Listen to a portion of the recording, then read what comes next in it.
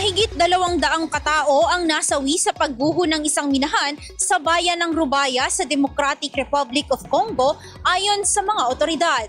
Ayon kay Lumumba Kambere Musia, tagapagsalita ng Region's Rebel Governor ng North Kivu, bumigay ang minahan noong Miyerkules dahil sa tuloy-tuloy at malalakas na pag-ulan. Kabilang sa mga biktima ang mga kababaihan, bata at artisanal miners o mga minero na hindi opisyal na empleyado ng naturang minahan. Tinatayang 20 katao ang nakaligtas at kasalukuyang ginagamot sa ospital. Ayon sa dating supervisor ng minahan, hindi maayos ang maintenance ng lugar at malalambot ang mga lupa dahilan upang mas maging madalas ang aksidente at siyang naging dahilan upang pahirapan ang pagsagawa ng rescue operation. Kinumpirma rin ng mga saksi na mano-manong paghuhukay ang ginagawa sa lugar.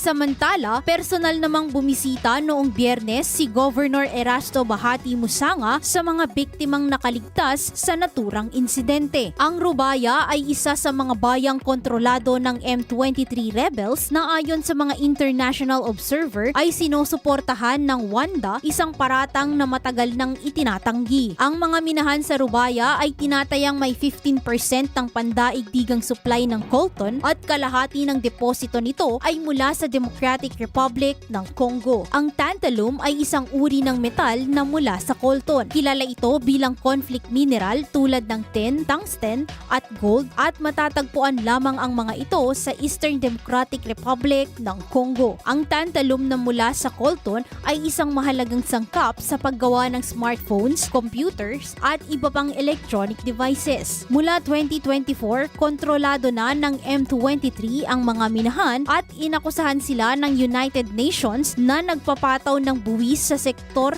ng pagmimina para sa sariling pakinabang. Para sa IFM Foreign News, ako si Idol Zarina Franco, Idol!